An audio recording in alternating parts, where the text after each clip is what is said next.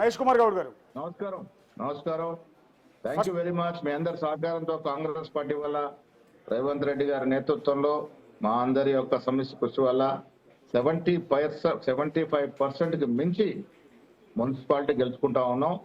ఇది ఏ ఇతర రాష్ట్రాలకు సాధ్యం కాదు. ఇక్కడ కేవలం ప్రజలు అభివృద్ధి సంక్షేమాన్ని నమ్మి రుచిగా ఆస్వాదిస్తున్నారు కాబట్టి ఈ క్రెడిట్ మాకు ఇచ్చినారు. మీ ద్వారా రాష్ట్ర ప్రజానికానికి ముఖ్యంగా మా కాంగ్రెస్ కార్యకర్తలకి రాత్రనక పగలనక కష్టపడి చెమటొడిచి కాంగ్రెస్ విధానాలని కాంగ్రెస్ సిద్ధాంతాలతో పాటు కాంగ్రెస్ పార్టీ రాష్ట్రంలో ఇస్తున్నటువంటి అభివృద్ధి సంక్షేమం తీసుకెళ్లినటువంటి ప్రతి కార్యకర్తకి చేతులెత్తి నేను నమస్కరిస్తూ అభినందన తెలుపుతా ఉన్నాను. ఫస్ట్ ఆఫ్ ఆల్ మీకు కంగ్రాట్స్ అండి, ఎందుకంటే రథసారథి మీరే కదా, పార్టీని ముందుండి నడిపించారు. అభ్యర్థుల ఎంపిక దగ్గర నుంచి మొదలుపెట్టి ప్రతి చోటకి కూడా పార్టీ చేస్తున్న కార్యక్రమాలు, ప్రభుత్వం చేస్తున్న కార్యక్రమాలు, సంక్షేమ ఫలాలు, అభివృద్ధి కార్యక్రమాలు అన్నింటినీ ప్రజల్లోకి తీసుకెళ్లడంలో మీ రోల్ చాలా కీలకమైంది పిసిసి చీఫ్ గా. డెఫినెట్ గా ముఖ్యమంత్రి గారి సహకారము, మీరు ముఖ్యమంత్రి గారు నిజామాబాద్ స్టేట్మెంట్ ఇచ్చినారు, ఇది లక్కీ జోడీ అని. మాకున్నటువంటి మా మధ్య కెమిస్ట్రీ రకంగా ఉంది. ఇద్దరం కూడా సహాయతతో సమన్వయంగా మా ఇన్ఛార్జ్ మీనాక్షి నటరాజ్ నేతృత్వంలో క్యాబినెట్ సహచరులు బట్టితో సహా అందరు సీనియర్ మంత్రులందరూ కూడా మీరు చూశారు, ఏ క్షేత్రంలో వారికి ఇన్ఛార్జ్ ఇస్తే ఆ క్షేత్రంలో పోయి రోజుల తరబడి ఉండి అందరిని సమన్వయపరిచి మంచి వాతావరణాన్ని తీసుకొచ్చి మేము ఇస్తున్న సంక్షేమ అభివృద్ధి ప్రజలు తీసుకెళ్లారు కాబట్టి వాళ్ళ ఇంత ఆహ్లాదకరమైనటువంటి పాజిటివ్ రిజల్ట్ వస్తా ఉంది. ఇప్పుడు ఆల్మోస్ట్ మున్సిపాలిటీస్ అన్నింటినీ కూడా క్లీన్ స్వీప్ చేస్తూ ఉన్నారు. బీఆర్ఎస్కి ఎక్కడ అవకాశం ఇవ్వలేదు. బీజేపీ అయితే కంప్లీట్ దెబ్బతీసేశారు మీరు. యాక్చువల్లీ తెలంగాణలో కాంగ్రెస్కు పోటీ బీజేపీ అనుకుంటున్న దశలో వచ్చే ఎన్నికల్లో కూడా బీజేపీ మీకు గట్టి పోటీ ఇస్తుంది అనుకున్న తరుణంలో ఈ మున్సిపల్ ఎన్నికల్లో మీరు బీజేపీని కంప్లీట్ తుడిచేశారు. ఇది ఎలా? అన్నా మీకు ఒకటి తెలుసుకోవాలి, ప్రజలు ఇవాళ నమ్ముతుంది సమర్థవంత నాయకత్వం ఉంది, మాకేం ఇవ్వగలుగుతారు అనేటువంటి నాయకులు నమ్ముతా ఉన్నారు. ఇవాళ నిజామాబాద్ లో ఎంత పెద్ద నిజామాబాద్ కరీంనగర్ లో కొంత బీజేపీ కొన్ని సీట్లు వచ్చే అవకాశం ఉంది. ఏ రకంగా వస్తా ఉన్నాయి అవి? అక్బరుద్దీన్ ఓవైసీ వచ్చి ఒకరు మాట్లాడతారు, దాన్ని ఆసరా చేసుకుని నెక్స్ట్ డే అరవింద్ మాట్లాడతాడు, ఆ మరుసటి రోజు సంజయ్ మాట్లాడతాడు. అంటే ఎప్పటికప్పుడు మతాల మధ్య విద్వేషం రెచ్చగొట్టి దాన్ని రంగరించుకొని ఈ ఓటు తెచ్చుకునే ప్రయత్నం తప్ప ఈ ప్రాంతానికి మేము పనిచేసామనో ఈ కార్పొరేషన్ మేము పనిచేసామో ఎప్పుడు చెప్పిన పాపన పోలే. అందుకే ఈ మతం మీద నమ్ముకున్నటువంటి పార్టీ మాకు పోటీయే కాదు. వచ్చే సార్వత్రిక ఎన్నికల నాటికి ఈ రాష్ట్రంలో కాంగ్రెస్ పార్టీకి నిన్న ముఖ్యమంత్రి గారు చెప్పినట్టుగా అసలు ఏ పార్టీ మాకు పోటీలో ఉండదు. వాస్తవం చెప్పాలంటే మాకు పోటీంచే స్థాయిలో ఇవాళ బీజేపీ లేదు, బీఆర్ఎస్ లేదు. బీఆర్ఎస్ ఆల్రెడీ ప్రజలు తిరస్కరించినారు, పార్లమెంట్ ఎన్నికల్లో 0 ఇచ్చినారు, సర్పంచ్ ఎన్నికల్లో బుద్ధి చెప్పినారు, జూబ్లీస్ ఎన్నికల్లో మంచి మెజార్టీ కాంగ్రెస్ పార్టీకి ఇచ్చి వారికి బుద్ధి చెప్పడం కాకుండా బీజేపీకి డిపాజిట్ గల్లం చేసి అసలు ఈ రాష్ట్రం ఈ రెండు పార్టీలకు అసలు స్థానమే లేదనేటువంటి సందేశాన్ని ఇవ్వగలిగిన ఆ సందేశంలో భాగంగానే ఇవాళ ఇంత మంచి రిజల్ట్ వస్తా ఉంది. మీ ద్వారా నేను ప్రజానికానికి మరొకసారి ధన్యవాదాలు తెలియజేస్తా ఉన్నాను. ఇప్పుడు కార్పొరేషన్ లో కూడా ఇదే పందా కొనసాగుతుందా? ప్రస్తుతానికి మున్సిపాలిటీ చూస్తున్నాం, కార్పొరేషన్ లో 2 కార్పొరేషన్లు మీరు లీడింగ్ లో ఉన్నారు. కార్పొరేషన్స్ అన్ని కూడా కాంగ్రెస్ పార్టీ కైవసం చేసుకుంటది. కొంత డిస్టర్బెన్స్ ఉందన్నమాట వాస్తవం. నిజామాబాద్ కరీంనగర్ లో మతాల మధ్య కొంత చిచ్చు పెట్టి విద్వేషం రెచ్చగొట్టి కొంత 2-3% వాళ్ళు టిల్ట్ చేసుకోగలిగినారు. అయినప్పటికీ కూడా కంఫర్టబుల్ సీట్స్ కాంగ్రెస్ పార్టీకి వస్తాయి. డెఫినెట్ గా ఇక్కడ కూడా మేము మేయర్ సీట్లు కైవసం చేసుకుంటాం. ఇప్పుడు ఈ ఎన్నికల ఫలితం అంటే ఇది ఒక సిరీస్ గా చూస్తున్నాం సార్. అంటే మొదట 2023 సాధారణ ఎన్నికల్లో మీ పార్టీ విజయం సాధించింది. అప్పుడు మొదట్లో అనుకున్నది ఏంటంటే ఏదో బొటాబొటీగా గెలిచారు, అంత క్లియర్ కట్ మెజార్టీ రాలేదు అని బీఆర్ఎస్ మిమ్మల్ని విమర్శించింది. అయినా కూడా మీ మార్క్ ఆఫ్ పరిపాలన ప్రజలకు అందించడం, సంక్షేమ ఫలాలని ప్రజల్లోకి తీసుకెళ్లే ప్రయత్నం ఇవన్నీ కూడా చేశారు. అలాగే కాంగ్రెస్ పార్టీ అనగానే సహజంగానే కొన్ని లోకలకులు నాయకుల మధ్య విభేదాలు ఇవన్నీ ఉంటాయి. ఇవన్నీ కూడా అధిగమించి రేవంత్ రెడ్డి ఈరోజు పార్టీ నాయకులందరినీ కూడా ఒకే తాటి మీదకి తీసుకొచ్చి మీలాంటి వారి సహకారంతో పార్టీని ముందుండి నడిపిస్తున్నారు. ఈరోజు విజయం తీసుకెళ్తున్నారు. ఒకటి సాధారణ ఎన్నికల్లో గెలవటం ఒకటైతే, ఆ తర్వాత జరిగిన ఎన్నికలు ఏమైనా ఉన్నాయంటే కంటోన్మెంట్ ఉప ఎన్నిక జరిగింది, మీరే గెలిచారు. నెక్స్ట్ వచ్చి జూబ్లీహిల్స్ ఉప ఎన్నిక మీకు పెద్ద టార్గెట్. జూబ్లీహిల్స్ ఎన్నికల్లో కనుక మీ పార్టీ ఓడిపోవాలని కోరుకున్న వాళ్ళు బోల్డ్ మంది ఉన్నారు. ఓడిపోతే మిమ్మల్ని రేవంత్ రెడ్డి గారిని దెబ్బ కొట్టడానికి చాలా ప్రయత్నాలు చేశారు. అందులో మీరు విజయం సాధించారు, బంపర్ మెజార్టీతో గెలిచారు. ఆ తర్వాత సర్పంచ్ ఎన్నికల్లో తిరుగులేని మెజార్టీ. ఇప్పుడు మున్సిపల్ ఎన్నికల్లో ఇక ఆకాశానికి నిచ్చినేసినంత పైకి వెళ్ళిపోయారు. అంటే పార్టీని మళ్ళీ ఒకప్పటి కాంగ్రెస్ ఉమ్మడి రాష్ట్రంలో కనుక కాంగ్రెస్ పార్టీ ఎంత బలంగా ఉందో ఆ స్టేజ్కి తీసుకురాగలిగారు మీరు, అవునా? ఎస్, ఇదే మాట మొన్న ముఖ్యమంత్రి నిజాములు చెప్పినారు. ఎప్పుడే ఒకప్పుడు రాజశేఖర రెడ్డి డి శ్రీనివాస్ గారు కలిసి ఈ పార్టీని ఏ రకంగా నడిపించగలుగుతున్నారో ఇవాళ నేను మా పిసి అధ్యక్షుడు మహేష్ కూడా కలిసి ఆ రకంగా నడుపుతున్నామని ఇది లక్కీ జోడిన మాట చెప్పడం జరిగింది. వాస్తవం కూడా ప్రజల ఆశీర్వాదం మనం ఎంత కష్టపడ్డా ఆ కష్టాన్ని గుర్తించాల్సింది ఓటర్ మహాశయులు, ఓటర్ దేవుళ్ళు. వారు రేవంత్ రెడ్డి గారు తీసుకొచ్చినటువంటి అభివృద్ధి సంక్షేమాన్ని గుర్తిస్తా ఉన్నారు. పార్టీని సమన్వయపరుస్తూ మేము కూడా ప్రజల ఆకాంక్షల మేరకు ప్రజలైతే కోరుకుంటారు ఆ రకంగా సంక్షేమం ఇవ్వగలిగినటువంటి కాంగ్రెస్ పార్టీని ఆదరిస్తా ఉన్నారు. వేస్ట్ జాలకు పోకుండా ప్రజల ఆకాంక్షకు అనుగుణంగా పనిచేయాలనే నేను కానీ ముఖ్యమంత్రి గారు ఒక నిర్ణయానికి వచ్చినాం. అందుకే అందరిని సమన్వయపరుచుకుంటూ ప్రజలకు కావాల్సింది ప్రజలకు ఇస్తూ పరిపాలన సాగుతుంది. కాబట్టి ఇవాళ ఏ రాష్ట్రంలో రానంటే రిజల్ట్స్ ఇవాళ కాంగ్రెస్ ప్రజలు వస్తా ఉన్నాయి. మీరు చెప్పినట్టుగా ఎన్నికల నాటికి మేము 63 సీట్లను గెలిచాం ఆనాటి పరిస్థితుల దృష్ట్యా. తర్వాత కంటోన్మెంట్ గెలిచాం, మొన్న జూబ్లీస్ గెలిచాం, సర్పంచాలు గెలిచాం, ఇవాళ మున్సిపాలిటీ గెలుస్తా ఉన్నాం. రేపు జిహెచ్ఎంసీ మెగా జిహెచ్ఎంసీ ఇదే పరిస్థితి పునరావృతం అవుతుంది. అక్కడ కూడా 80% పైగా కార్పొరేట్ సీట్ గెలుపుతాం, మేయర్ సీటు కైవసం చేసుకుంటాం. నేను మీ ద్వారా ప్రజలకు కూడా చెప్తా ఉన్నాను, ప్రజలకు కావాల్సిన అభివృద్ధి. ఈ మతం పేరిట దేవుళ్ళ పేరిట ఓట్లు అడుగుతున్నారో దయచేసి ఆలోచించండి. అందరికీ దేవుడు సమానమే, మాకు కూడా దేవుడు సమానమే, మాకు కూడా దేవుడు కావాలి, మేము కూడా రోజు పూజిస్తాం. కానీ దేవుళ్ళ పేరిట ఓట్లు అడిగి వచ్చే తరాలకి ఏదైతే విఘాతం కలగాజేయాలని ప్రజలు ఈ బీజేపీ ఆలోచిస్తుందో వారి స్వార్థం కోసం, వారి ఎన్నికలు గెలవడం కోసం మతాన్ని ఏ రకంగా వాడుకుంటుందో, దేవుళ్ళ ఏ రకంగా వాడుకుంటుందో అది కొంత గ్రహించాల్సిందిగా నేను రాష్ట్ర ప్రజలకు మీ ద్వారా విజ్ఞప్తి చేస్తా ఉన్నా. నెక్స్ట్ మీ target Hyderabad municipal corporation, Warangal municipal corporation, GHMC mega జిహెచ్ఎంసీలో ఇప్పుడు 4 విలీనమైనవి. అసలు ఈ దేశంలోనే అంత పెద్ద జిహెచ్ఎంసీ ఇంకోటి లేదు. మెజారిటీ సీట్లు ఇదే సంక్షేమం ఇదే అభివృద్ధి చూపించి గెలుచుకుంటాం. హైదరాబాద్ సునాయాసం గెలుచుకుంటాం. కారణం ఏంటంటే ముఖ్యమంత్రి గారు విజన్ తో 4th సిటీ తీసుకొచ్చినారు. ఎన్ని ప్రాజెక్టులు వస్తున్నాయో మీరు చూసినారు.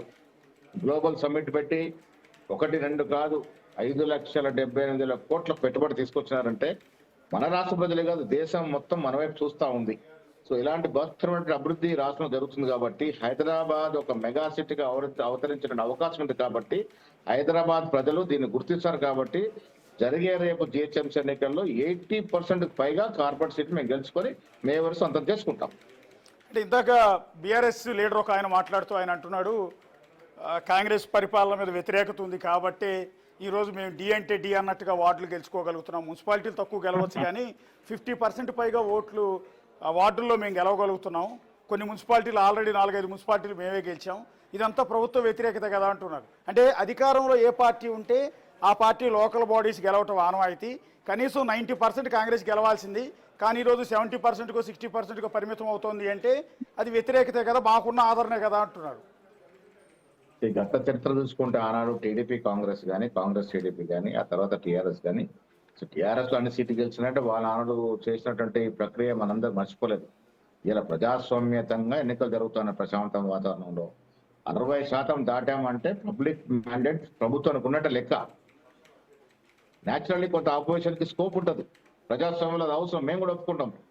స్వచ్ఛమైనటువంటి ప్రతిపక్షం ఈ రాష్ట్రంలో ఉండాలని కోరుకుంటాం మేము కూడా. కానీ ఇవాళ పరిస్థితి చూసుకుంటే ఎక్కడ కూడా వారు అనుకున్న సీట్లు రావట్లే. 75% పైగా సీట్లు మాకు వస్తా ఉన్నాయి. అది గ్రహించుకోవాల్సిన అవసరం ఉన్నది వాళ్ళకి. సో యాజ్ ఆఫ్ నౌ ఉన్న ఫిగర్ చూస్తే 2582 వార్డుల్లో కాంగ్రెస్ పార్టీ 1097 వార్డులు గెలిస్తే బీఆర్ఎస్ 599 వార్డులు గెలిచింది. అంటే మీలో సగం కంటే ఎక్కువ గెలిచింది. దీన్ని ఎలా చూస్తారు? ఆ సంఖ్య వాళ్ళు చెప్పుకుంటారు తప్ప ఫైనల్ గా అధికారిక రిజల్ట్స్ వస్తే అప్పుడు అర్థమవుతుంది. నాకు తెలిసి 20% బీజేపీ బీఆర్ఎస్ కలిపి కూడా 20% దాటరు అనేది నాకు ప్రగాఢ నమ్మకం. అదే మాదిరిగా ఎలక్షన్ ఉంటుంది, మీరు చూడండి. అంటే ఇవాళ ఫోన్ లో లాగిన్ అవుతా ఉన్నాను. ఓకే, ఫోన్ బ్యాటరీ వీక్ అయింది. చెప్పండి అప్పటిదాకా నడుస్తుంది. ఇవాళ ఎలక్షన్ జరిగింది. కాంగ్రెస్ పార్టీ ఎంత తిరుగు లేకుండా ఎక్కడికక్కడ క్లీన్ స్వీప్ చేసేయటం ఒక ఎత్తు అయితే, సరే మీరు అన్నట్టుగా బీఆర్ఎస్ సగం గెలిచిందా, మొత్తం గెలిచిందా, 20% 20% ఫైనల్ రిజల్ట్ చూద్దాం. అన్నిటికంటే ఒక పాయింట్ గురించి విపరీతంగా డిస్కషన్ చేసుకుంటున్నారు బయట మహేష్ కుమార్ గౌడ్ గారు. అది వడ్డేపల్లిలో ఆల్ ఇండియా ఫార్వర్డ్ బ్లాక్ నుంచి తన మద్దతుదారులను బరిలోకి దింపి కల్వకుంట్ల కవిత విజయం సాధించడం, ఆ మున్సిపాలిటీని కైవసం చేసుకోవడం ఆశ్చర్యం అనిపిస్తుంది అందరికీ. ఏం ఆశ ఇప్పుడు ఫస్ట్ నేను కూడా స్టడీ చేయాలి, కొంత స్టడీ చేయాల్సిన కొంత అవసరం ఉన్నది. కొంత స్టడీ చేయాల్సిన అవసరం ఉన్నది. కనీసం నేను వేరే లాగిన్ అవుతున్నాను. వేరే దాంట్లో లాగిన్ అవుతున్నాను. యా, ఒక్కసారి మహేష్ కుమార్ గారు జాయిన్ అవుతూ ఉన్నారు. బేసిక్గా ఇప్పుడు మహేష్ కుమార్ గౌడ్ అండ్ రేవంత్ రెడ్డి ఇద్దరిని కూడా లక్కీ జోడీ కింద చూస్తూ ఉన్నారు. మీరు 2004 ఎన్నికలు కావచ్చు, 2009 ఎన్నికలు చూస్తే ఉమ్మడి రాష్ట్రంలో అప్పుడు పిసిసి చీఫ్గా ధర్మపురి శ్రీనివాస్ ఉన్నారు. రాజశేఖర్ రెడ్డి అప్పుడు సీఎం అభ్యర్థిగా ఉన్నారు. 2000 ఎన్నికల్లో తిరుగులేని మెజార్టీ సాధించారు. ఆ తర్వాత జరిగిన ఎన్నికలన్నింటిలో కూడా శ్రీనివాస్ అండ్ రాజశేఖర్ రెడ్డి కాంబినేషన్లో అద్భుతమైన విజయాలు సాధించారు. 2009లో ఎగైన్ మళ్ళీ ప్రభుత్వం శ్రీనివాస్ అండ్ రాజశేఖర రెడ్డి గారి ఆధ్వర్యంలో కాంగ్రెస్ సర్కార్ ఏర్పడింది. సేమ్ మళ్ళీ అదే జోడీ, అదే లక్కీ జోడీ. శ్రీనివాస్ ప్లేస్లో ఇవాళ మహేష్ కుమార్ గౌడ్ ఉన్నారు, రాజశేఖర రెడ్డి ప్లేస్లో రేవంత్ రెడ్డి ఉన్నారు.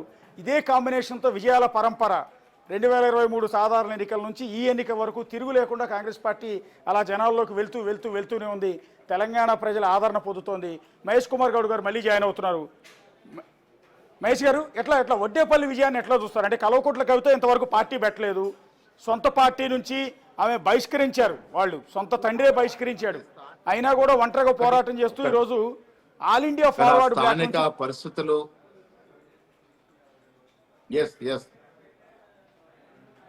అక్కడ కొంత నాకు తెలిసి స్థానికంగా కొంత ప్రాపర్ కోఆర్డినేషన్ మా వాళ్ళు చేయలేకపోయినారు. ఒకటి అక్కడ స్థానిక వినబడుతుందండి. Yes sir. అక్కడ స్థానికంగా ఉన్నటువంటి ఆ ఫార్వర్డ్ బ్లాక్ నుంచి పోటీ చేసిన వ్యక్తులు, దాంట్లో చాలా మంది ఇక్కడ కాంగ్రెస్ టికెట్ రాక పోయిన వాళ్ళు కొంత వాళ్ళు సమర్థవంతంగా చేసుకోగలిగినారు కాబట్టి అక్కడ అది గెలిచినారు. ఏదేమైనా నెగటివ్ మాట్లాడినారు కాబట్టి కవిత గారు ఫర్దర్ రాజకీయాలు చేయడానికి ఇది ఒక చిన్న విటమిన్ లాగా పనిచేస్తుంది. సంతోషం. ప్రజాస్వామ్యంలో అందరూ ఉండాలి, అన్ని పార్టీలకు స్కోప్ ఉంటుంది. ఇంకా పార్టీలు వస్తారంటే కూడా స్వాగతిస్తాం. ఎన్ని ఎక్కువ పార్టీలు వస్తే అంత క్వాలిటీ లీడర్షిప్ వస్తుందని నమ్మే వ్యక్తులు నేను మొదటగా ఉంటాను. కాబట్టి ఇది కూడా ఒక మంచి పరిణామం అనుకుంటా. అంటే యాక్చువల్లీ కాంగ్రెస్ పార్టీ సపోర్ట్ చేసింది ఇండైరెక్ట్గా కవితకి ఆ మున్సిపాలిటీని గెలిపించడంలో అని ఇందాక బీజేపీ నేతలు కొంతమంది అలిగేషన్ చేస్తున్నారు. బీజేపీ నేతలు ఆ మాట అనుకుంటే ఏమంటారు, మాట అనాల్సింది కదా. నేనేమంటానంటే కాంగ్రెస్ పార్టీలో ఇప్పుడున్న పరిస్థితిలో సమర్థవంతమైన నాయకత్వం ఉంది. మాకు ఎవరు అవసరం లేదు, ఎవరికి మద్దతు చేయాల్సిన అవసరం లేదు.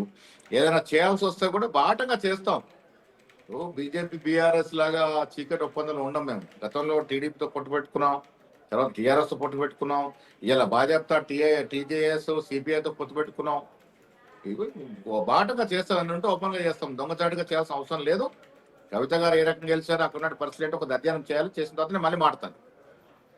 2028 ఎన్నికల్లో ఎలా ఉండబోతాం సార్? ఫైనల్గా ఒక్క మాట, ఈ ప్రభావం ఎన్నికల్లో వరుస విజయాల పరంపర 2028 ఎన్నికల్లో మీ కాంబినేషన్ డెఫినెట్ గా ముఖ్యమంత్రి గారు చెప్పినట్టుగా రేపు జరిగే ఎన్నికల నాటికి వీరెవరు కూడా మాకు ప్రత్యామ్నాయంగా ఎదిగేటువంటి స్థితిలో లేరు. రాష్ట్ర పరిస్థితులు భౌగోళికంగా కాస్పరం చూసిన బీజేపీ పరిస్థితి ఇక్కడ ఎదిగే పరిస్థితి లేదు. బీఆర్ఎస్ పార్టీని ఆల్రెడీ ప్రజలు చూసుకున్నారు, తిరస్కరించినారు. అక్కడక్కడ కొన్ని సీట్లలో ప్రభావం తప్ప వీళ్ళు పరిపూర్ణంగా ఒక ఆపోజిషన్ స్థాయికి ఎదిగే పరిస్థితులు ఇవాళ బీజేపీ లేదు, బీఆర్ఎస్ పార్టీ లేదు. కాబట్టి ముఖ్యమంత్రి మేము మా కాంబినేషన్లో కానీ మిగతా నాయకులందరి యొక్క సహకారం, అందరినీ కూడా కన్విన్స్ చేసుకొని కోఆర్డినేట్ చేసుకొని ఒక మంచి సమన్వయంతో 2028లో జరిగినా 2029లో జరిగినా మళ్ళీ కాంగ్రెస్ పార్టీ 100 సీట్లకు తగ్గకుండా గెలుచుకొని రెండవ మన అధికారంలోకి వస్తుంది. ఇది ప్రజల ఆశీర్వాదం, ప్రజలు ఇచ్చేటువంటి ఓటు ఆ రకంగా ఉంటుందని నేను ఆశిస్తా ఉన్నాను. Yeah, thank you Mahesh Kumar Goud గారు. మీరు అంటున్నట్టుగా, ప్రజలు అంటున్నట్టుగా ఈరోజు లక్కీ జోడీ మీరు రేవంత్ రెడ్డి గారు, ఆనాడు ధర్మపురి శ్రీనివాస్ గారు అండ్ రాజశేఖర రెడ్డి గారు జోడీ మాదిరిగా ఇవాళ మీ జోడీ ఆధ్వర్యంలో కాంగ్రెస్ పార్టీ మీరు అనుకుంటున్నట్టుగా దూసుకుపోవాలి. మీరు చెప్తున్నట్టుగా 100 సీట్లు వచ్చే ఎన్నికల్లో సాధిస్తారని ఆశిస్తున్నాం. So thank you Mahesh Kumar Goud గారు. Yes, thank you, Ashok.